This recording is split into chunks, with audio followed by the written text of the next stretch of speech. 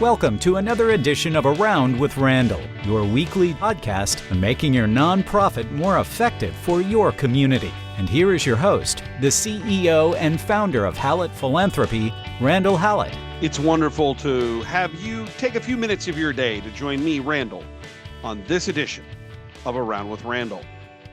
I have had a couple of clients who have brought on new individuals into the Foundation Development Advancement Office with what we've gone through over the last 3 or 4 years with employee turnover, not a big surprise. But a part of that process has been a discussion about how can they make the onboarding, the orientation, the 90 days, or maybe even into the first 6 months, all the way that period where people are adjusting, a better quality. Because the costs of losing an employee in a short period of time, whether it's philanthropy or some other part of an organization, is incredibly costly. In philanthropy, particularly with major gifts, it's catastrophic.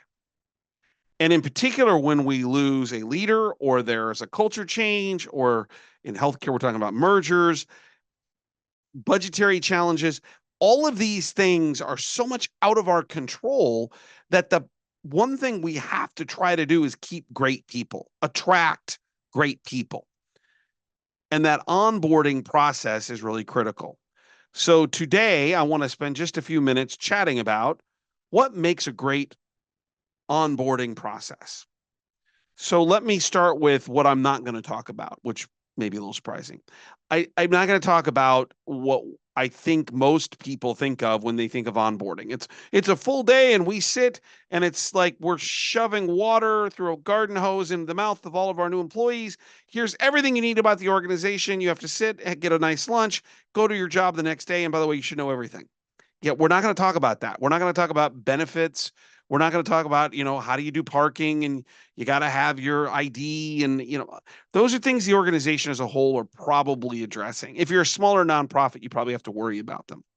But to be candid, that's not the reason people have bad onboarding situations. It's not because they couldn't read the benefits package. It's because there wasn't a kind of a well thought out process. Two things to start with. This is our kind of philosophical methodology, just part of the discussion. And then we'll talk about the tactical. How do you do this? What is it that we're trying to accomplish?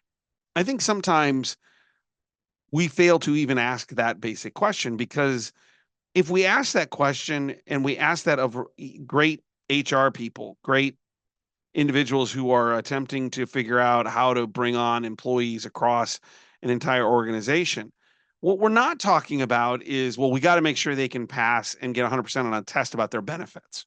That's not the answer anybody who builds or runs or facilitates onboarding, that's not the question or the answer they're trying to get to.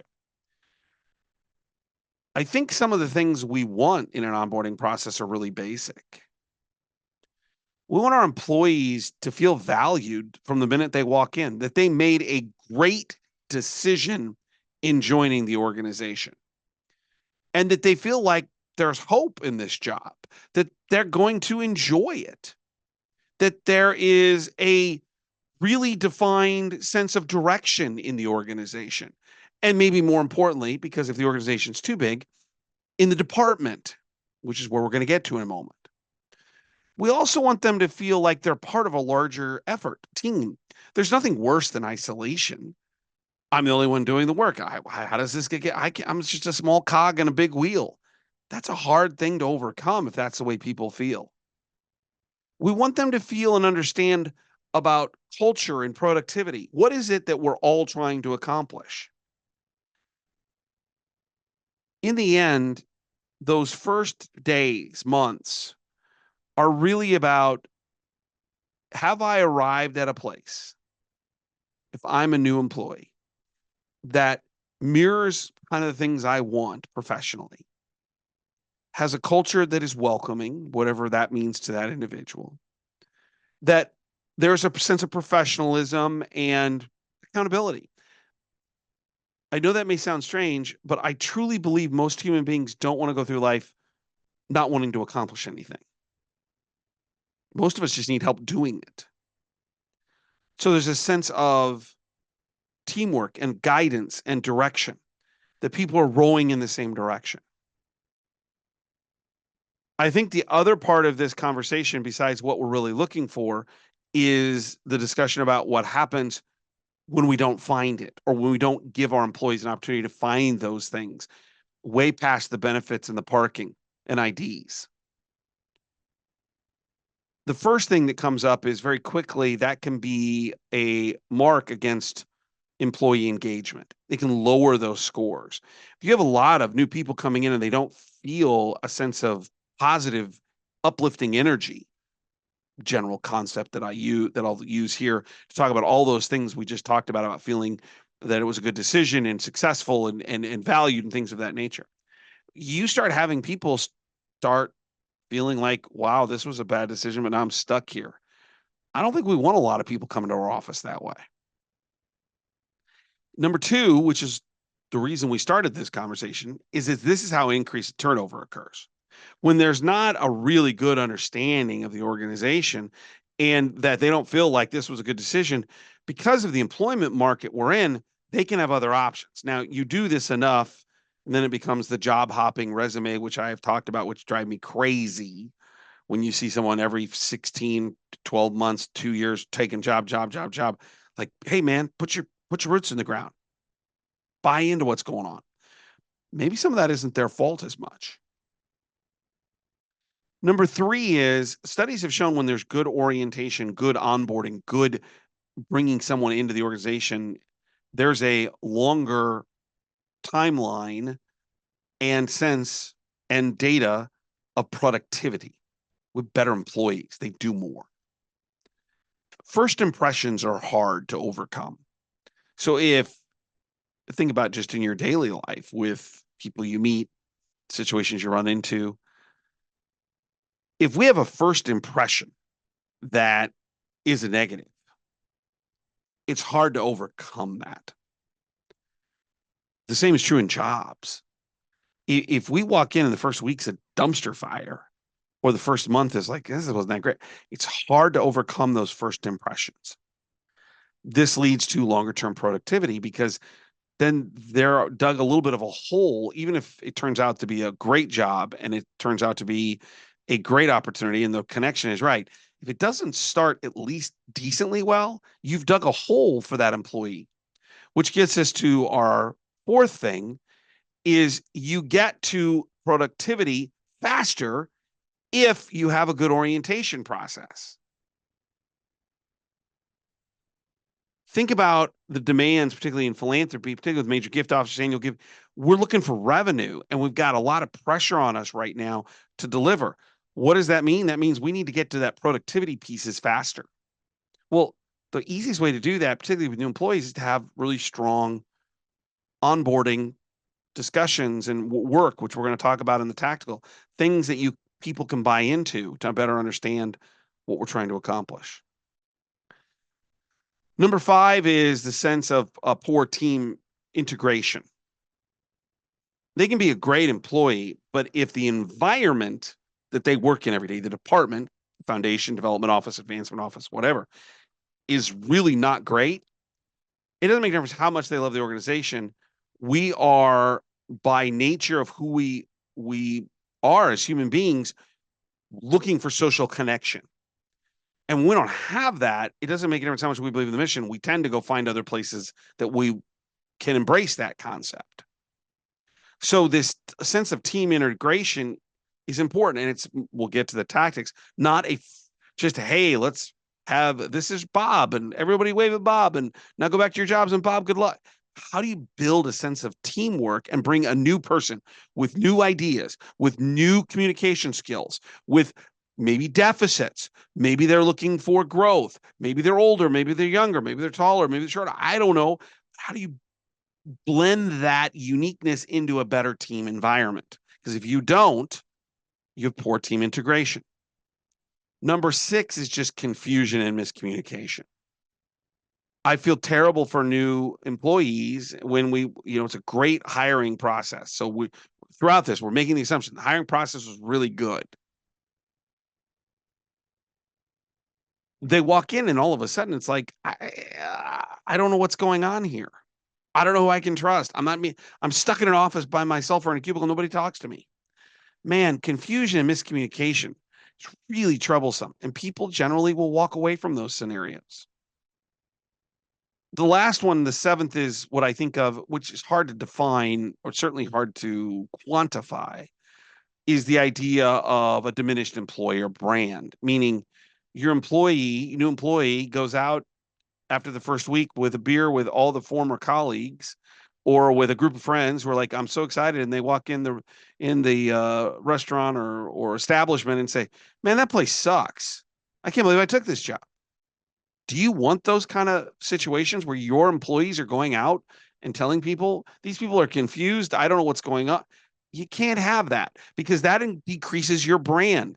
Eventually, you may need more people. And maybe one of those other people that were at that table having a beer on that Friday night after that first week are people you want maybe down the road. Well, are they likely to consider you if you're not doing what you should be to make people feel embraced and feel a part of a bigger effort to understand what they should be doing? These are things that happen when we don't create the right onboarding. So what does this onboarding look like? I think that there's three main areas that we have to think about when we are leaders. And by the way, if you're an employee coming into a new organization or you've been there for a little while, write these down and say, I want these things. Can you help me do these things? It's incumbent upon leaders, I think, to present the program. But if you don't have that kind of leader or that kind of thought process in the organization, go fight for it. Because if you like your job, you like being what you do, go ask for some of these things. So we're going to break it down in three areas. First, the organization. The second is the skills. And the third is the team. So I'm going to start with the organization as a whole. I'm not talking about, hey, here's who we are. Here is a 2-page sheet on our facts and figures. Go read it and memorize it. Yeah, any idiot can do that. It's not good leadership. That's hitting print on your computer. What does understanding the organization look like? Well, the first thing is that how do you help someone meet the people in the organization? Do you give them a list of 10 people, 15 people and say, we're going to help schedule time with these people inside the organization, and they're going to tell you why they like to work here and what they do and why it's important and how it interacts with what we do in philanthropy? Do you take them and introduce them face to face? Do you make it easy? If you're in a university, who are the 15 people that are the critical meets that they have to be effective in their job outside of the office? In a hospital, healthcare, who are the key physicians or department chairs or directors of service areas? How do you get them to know the greater reason people are gathered here together? And then there's the piece internally. Are you mandating everybody on the team needs to spend an hour or two with the new employee, with Bob or Cindy? Are they assigned a day where they are just shadowing people? And we'll get to that on the external side here in a moment. But sometimes it's just sitting in meetings and listening and asking questions. We want you for 90 days just to learn. The second thing is, particularly on the size of the facilities, it's just knowing the organization structure. One of the things that I did that was recommended to me when I went to the University of Nebraska is I took an hour every day for the first 6 months, because there's like 41 buildings or something like that on the University of Nebraska campus here in Omaha, that I just took an hour. I called it my walkabouts. I found the morgue, went down an elevator, down a hallway, and I was like, oh my gosh, it's the morgue. And I went in. Hi, I'm a new executive here. My name's Randall, oversee philanthropy. It's a morgue. I have a feeling I know what you do. Tell me about it. And I'd walk back, and then the next day I'd go a different direction just to get to know people. Are you helping your employees do that? If you're an employee, are you doing that? If you're a smaller organization, it's pretty easy. If you're a bigger organization, are you getting out into those places to see what actually goes on the front lines, particularly in philanthropy, because we're the storytellers. It's tough to tell the story if you don't know it. So knowing people, knowing the organization. Number two, inside organization is evaluation. Do you know, if you're the employee, does your new employee truly know? I'm not talking about just HR, what they are going to be evaluated on. Do you sit down and say, I want to walk you through what an evaluation will look like in a year or 90 days or 6 months? And I want to tell you the things I'm looking for. I think one of the things amongst many I didn't do well, one of the things I did do well at Nebraska, University of Nebraska Medical Center, was when I showed up, I sat down and I kind of did this. And I had people say, well, this is what I think I should be evaluated on. And I said, yeah, I don't care about that. I'm going to evaluate on this. Because this is what's going to move us in terms of money, dollars, fundraising success. Well, that was a totally different than series of conversations, because then they knew what to expect and what we were going to do. There's nothing worse than going through some period of time, going into either a 90-day review, or maybe 6 months, or maybe it's the year-end evaluation and you've only been there 8 months. And you're like, why am I not being evaluated? Well, that's because the leader didn't share what we were actually going to try to accomplish, or you as the employee didn't ask. A part of this also is how compensation works, particularly as we move into, with gift officers, more and more discussions about bonuses.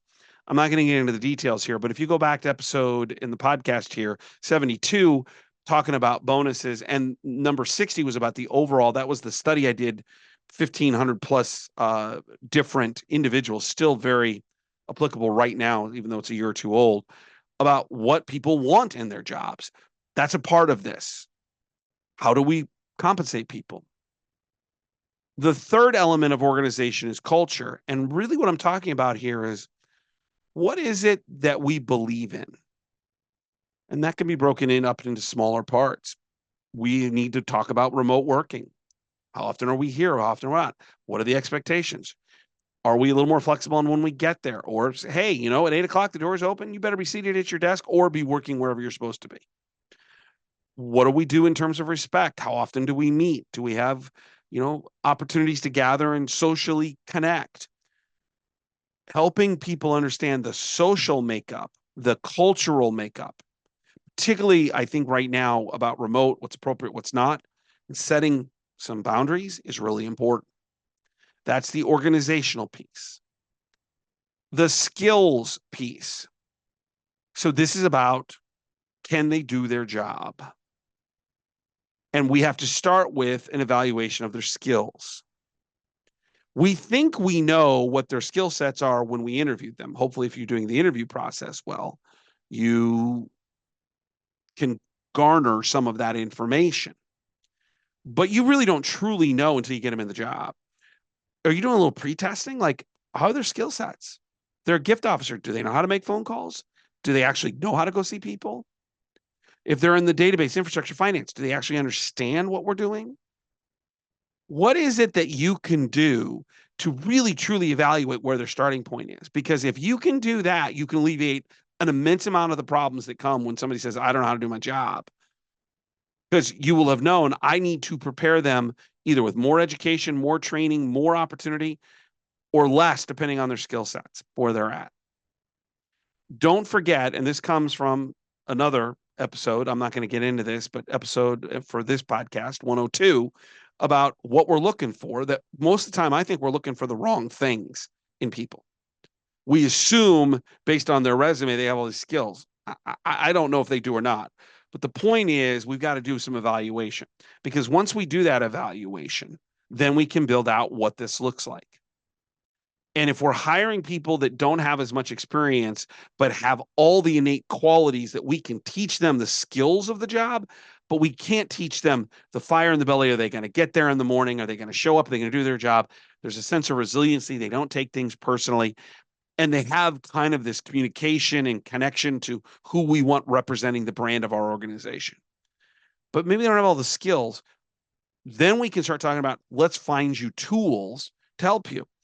I have a couple new employees, and I've kind of set out an onboarding process that with all of these podcasts, from the moves management process to how do you manage up into your new boss, things involving things to read about the various aspects of where we are in the nonprofit world today.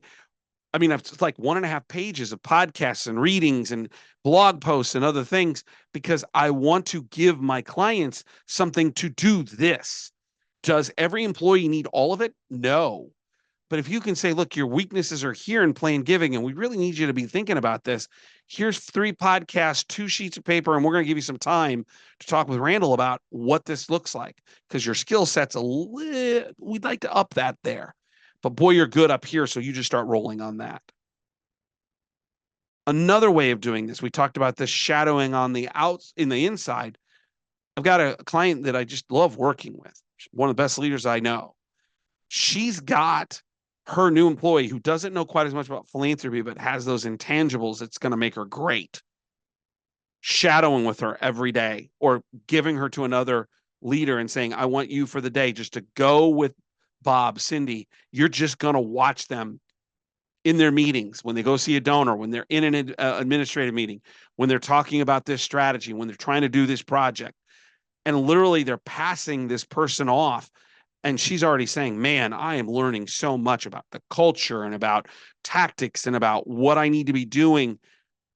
What a great way to make someone feel empowered that you care about them if you're giving them those learning opportunities.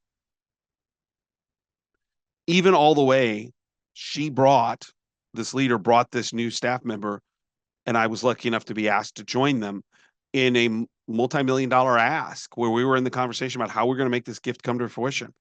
She just sat, and I texted her with her afterwards and said, you okay? How would you think? She goes, that was just fascinating. I learned so much. Are you giving new people that opportunity? And if you're new, are you asking for these? Hey, let me go shadow with Bob or Cindy. They're doing incredible things. I think I could learn so much by just following them for a day, and then apply that learning into what I need to accomplish. Skills, number 2. The last one is team. And this is about collegiality. I want to start with the premise that I do not believe in our offices everybody has to be best friends. In fact, I probably advise against it. What and who is most important to an employee should be at home. But we do have to function as a team in an environment to make what we're trying to do possible.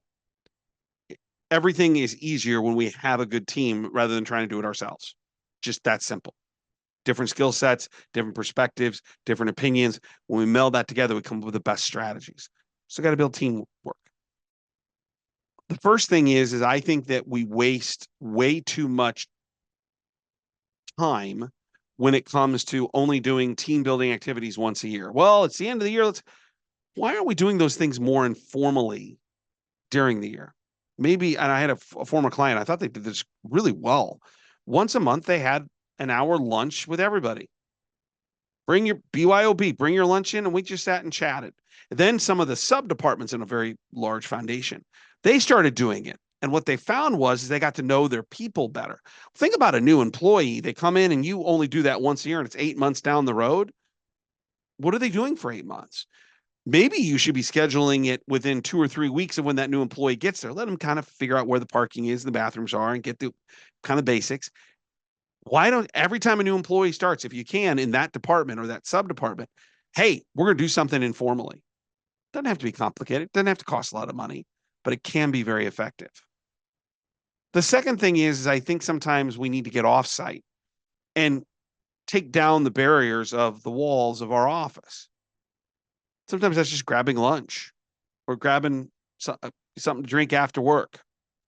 Or what I used to do, which I found incredibly effective, I would actually ask my employees, and we didn't have kids at the time, so it was a little bit easier, but I'd find out that their son or daughter was playing in a basketball tournament or a soccer tournament or something. I'd say, hey, do you mind if my wife and I come?